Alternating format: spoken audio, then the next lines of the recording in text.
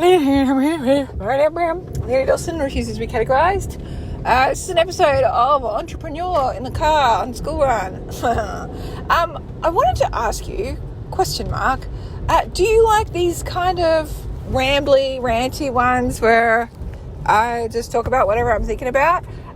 Or do you prefer the more structured stuff? Let me know. If you could email me, support@leoniedawson.com. I am genuinely interested because, I'm genuinely interested whether I should just stick to kind of more structured stuff where I've got like a fucking dot point list of things to talk about, or if you just like having these kind of car conversations where we talk shit with each other and I ramble all over the place and forget what I'm talking about. Woo! Love it! Okay, so it's been a little while. As I said, I've been sick for the last week or so and my voice has not been cooperating enough to be able to talk. No, I didn't have corona. Coronavirus. I've watched too much TikTok.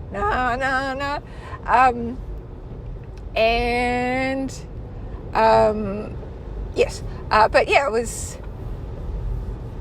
blah, blah, blah. Oh, I just forgot what I was. See? We're like 2 minutes in, guys. I would like to say, I have already told you, but I did get diagnosed with ADHD. Like, what a fucking surprise when I got diagnosed with autism. But it is very low rates, and ASD is my principal diagnosis because it has far more effect. But I was like, well, look at the brand. Like, I'm so distracted by shiny things. So, yes, no one ever in the entire world was surprised. Having said that, I do have quite good concentration spans when I want to make things, but that's usually when I'm writing. For whatever reason, I can write and stay on track fairly well. But speaking, fuck no, I cannot at all. So, anyway, I've been sick. I've missed you all. Tell me everything. I'll tell you everything. As I've talked about fucking a billion times already, I have been off social media. I feel like I've gotten sober, and I haven't developed an addiction to, a substance before. But in some ways, it does. Like, I can only assume that it's a little bit like becoming sober from that, because I don't know, it just feels like my life is returning to me and I didn't realize how negative the thing had been for me, and it wasn't even, it just had just these ramifications on my life, on my whole being. I'm just trying to get mosquitoes out of my car. Could you fuck off, mosquitoes? Love you all, you're an important part of the ecosystem, but you also fucking carry disease, tropical disease. Anyway, so I have been on a real deep dive down that hole of reading Digital Minimalism and Deep Work, both by Cal Newport, and just on a fucking Cal Newport binge, motherfuckers. And I even wrote him a fan letter yesterday. I haven't written fucking fan letters in years, guys, but whatever, I'm going with it. Like, this is the analog life and I am living it. I also wrote a fan letter to Derek Sivers, who was the creator of CD Baby. He sold that years ago though, and he's written a few books, including How to Get Anything You Want or something like that. I read it years ago. Anyway, he's kind of a reverend dude, and he's got a blog, and I sent him a fan letter as well, and he wrote me back, and it seems like an absolutely adorable kind of human. So fuck yeah for adorable humans. And I just love just this whole, I don't know, kind of mid-1990s way of connecting with people. Well, no, sorry, mid-2000s way of connecting with people, in that just go into a total deep dive of their blogs, become minorly obsessed or majorly obsessed, as is the case with me and Cal Newport. And then write them some good old-fashioned fan letters and emails in the emails. It feels deeply fulfilling. I've also been doing something, and I haven't really talked about this as much publicly, but I started journaling again this year, and I didn't realize how much I'd stopped journaling. Like, I've always journaled through the years, and I still art journal, but the process of art journaling is quite different to journaling. So what I mean by journaling is, you're just writing, and more following that kind of Julia Cameron methodology of morning pages where you just write out every fucking thing in your brain. And for some reason I'd stopped doing it, and then my lovely assistant Zeta sent me a Christmas present this year, and it was the most beautiful journal from a designer, and her company is called the Quirky Cup Collective. Her shit is magical. Go check it out. It's beautiful. And my eldest daughter became super obsessed with her designs as well. So don't tell her, but I bought her some Quirky Cup stuff for her upcoming birthday, because she's now a tween and she's into cool shit. Anyway, this journal was so beautiful, and I thought, oh, what am I going to do with that? Because I love journals, but I just haven't been journaling. I don't know when I stopped. It must have been a few years ago for whatever reason. You just fall out of the habit and don't realize it. Anyway, I thought, no, it's too beautiful. I can't not use it, and it's just like it's quite a magical journal, and that's what the whole Quirky Cup Collective thing is. It's quite sort of pagan, witchy inspired stuff, and I was like, I'm gonna have to use it. And then it was just on like the Donkey Kong, guys. Like, I have fallen so much in love with journaling, and so now for me it's kind of become this combination of doing morning pages, aka just like pouring all the shit out of my head, but it's usually not in the morning. It's usually at nighttime, because that's just when it works best for me. And I also write a to-do list every day. Not a to-do list, because I already kind of have those in other areas. But a to-do list so that I can remind myself just how much I've accomplished that day, because sometimes I just feel like I'm really unproductive and not getting shit done. And then when I started writing these to-do lists, I was like, oh, holy fuck, like I get a shit ton done each day, and not just in my business, but in my life. Like, it's an achievement for me to be able to write down that, I played a solid hour of guitar with my biggest kid, and just had a fucking rip-roaring time of it. Those are special memories that I want to always remember, and I want to celebrate the fact that I did those things, instead of just ticking things off my business to-do list. It's also kind of morphed as well into a little bit like a bullet journal, but with less wanking involved. I kid. But sometimes I do feel like a massive wanker when I dive into total bujo world. Of course you have to make it your own.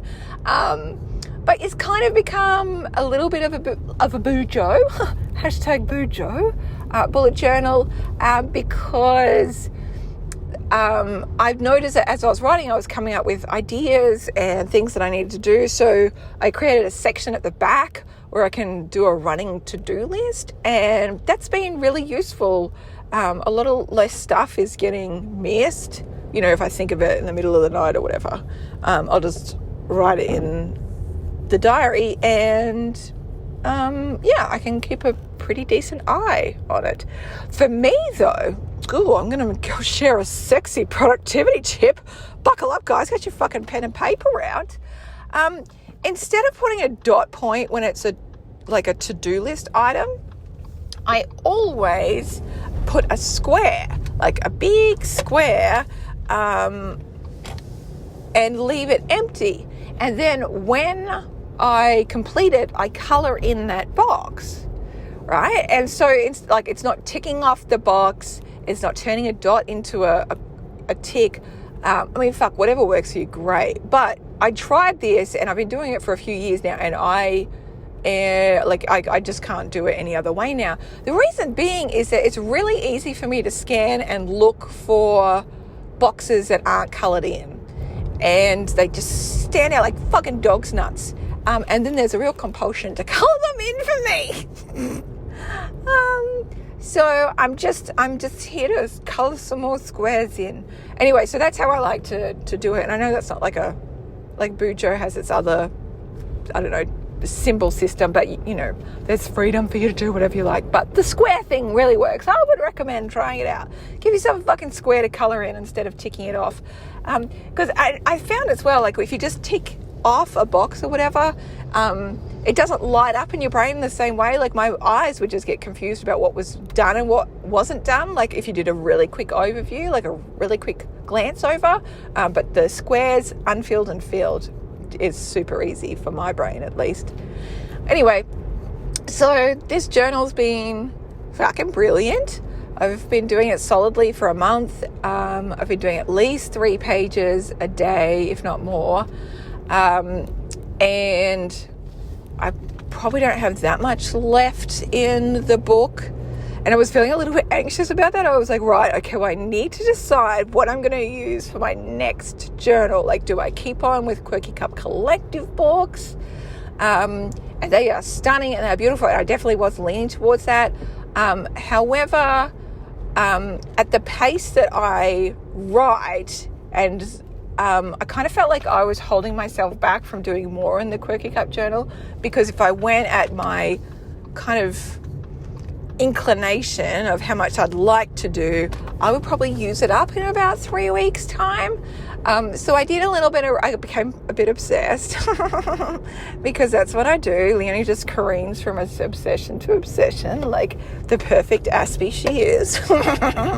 Anyway, I became obsessed with the idea that I needed a thick journal, and one that I could just keep on writing in and not really worry that I was going to run out of journal anytime soon. And I just love the idea of some thick motherfucker journal. So I had a little hunt around, and the Moleskine now has an expanded version with 400 pages in it. And that is as much as I can get, basically. I think you can maybe get some bigger ones off, maybe off a Wish or something, but I don't really buy off Wish, and I prefer to get something that's, I don't know, a little bit more decent quality if I can. I feel like Wish is like a bit of a gamble. Anyway, I've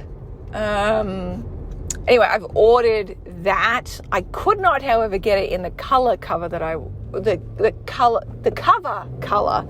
wanted. I really wanted it to be like a turquoise. That upset me quite a bit, because I really like turquoise stuff, and I've got like a full turquoise collection of all my stuff. So it kind of fucked me up a little bit, guys. I'm not going to lie. I actually had to have a vent to 2 friends about my trying to find the perfect journal woes. Thank you. Yes, I do live a remarkably privileged life. But yeah, it's probably, I don't know, for somebody who's a stationery whore, and for somebody who is autistic, this kind of shit doesn't matter to us.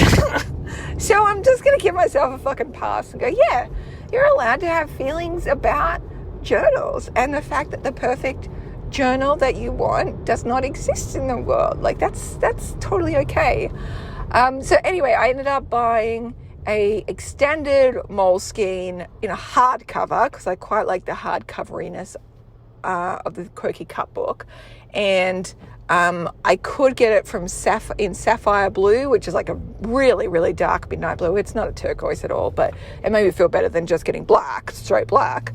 And I also ordered a kind of like a vinyl label off Etsy, with kind of my name in golden script on it, so at least I could kind of like monogram the book in some way.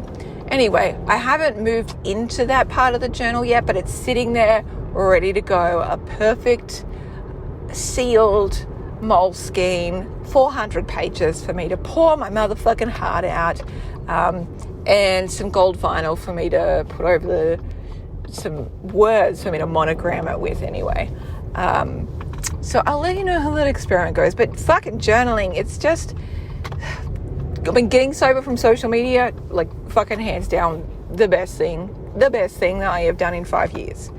And journaling has just kind of gone hand in hand with that and helped me to kind of solidify my thoughts even further and become more creative. And I feel like I am becoming more creative and, I don't know, thinking of more, kind of developing my ideas more.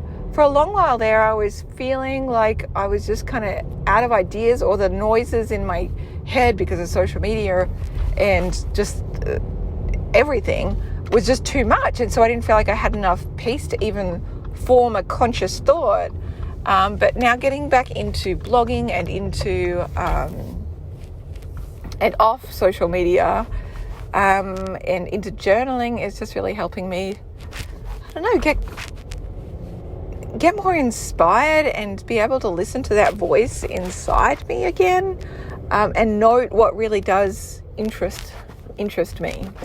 I liked Austin Kleon's book, Show Your Work, and then there was a bloke on YouTube, and I can't remember his name. I know his first name is Ali, and he's quite a famous productivity YouTuber, he did a video about his favorite book, which is Show Your Work, and how he's become a millionaire from writing online because of it. And he was just talking about how he'd been too scared to start with doing the things he wanted to do and doing a blog and, YouTubing and shit like that. And then he read Austin's book, Show Your Work, and realized, it really can just be a place for me to share what's inspiring me and what I'm thinking about, and really, showing your work of what's going in. And this idea just keeps on popping up for me over and over, is that I can just share what I'm thinking about, what's inspiring me, the notes of this whole experience of life, really, and that's enough, and that the work will eventually speak for itself. And then you also kind of work out where you're feeling naturally called and naturally inspired, and also what people will react to as well, because you just have no fucking clue. Like, I'm fascinated about the fact that whenever I talk about going off social media, and businesses going off social media, that shit is probably some of the most viral stuff I've ever created in the last 5 years. And that always surprises me, because I think, well, it's sort of weird for me to talk about this because I am online and I do love the online world and I've built a business online. And that's all very true, but I still can, be discerning about what parts of the internet I want to get involved with. Anyway, so these same ideas keep coming up for me, and that's all I'm trying to do, is just turn up and show my work, really. So I'm off to go run some errands. I'm feeling well enough now to be able to go out first time in 2 weeks or so. Yay! To kind of really feel like, I can go into the shops now. And not feel bad if I sneeze, because like when you sneeze in pandemic times, you're like, I promise it's not the Rona. And yeah, it'll just be nice to get some headspace. I've got my laptop and I've got a couple more articles I want to write about sales and stuff, especially because I've got my new Sales Star e-course starting on March 1st. leoniedawson.com/sell if you want to check that out. Make sure you enroll before then. And I've also got my beloved journal, of course, and I have Deep Work by Cal Newport.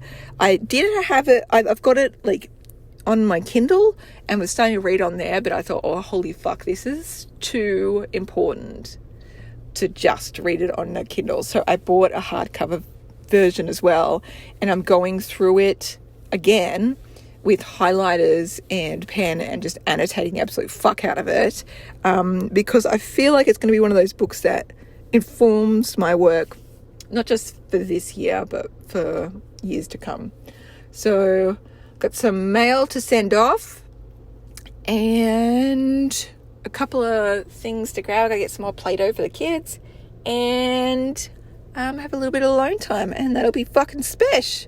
All right, do let me know if you like this ranty kind of shit. If you could email me, support@leoniedawson.com, and let me know. I'd really appreciate that. because I'm kind of wondering, like, should I, even though I enjoy doing these, should I just be doing the more structured stuff, or do you just prefer like these parts where you feel like having conversation and we're just sitting around drinking tea, talking shit, talking about books and life and business and all those things together? I'd love to hear. All right, I'm wishing you the most beautiful day, and let's go make our miracles happen and show our work. Yeah.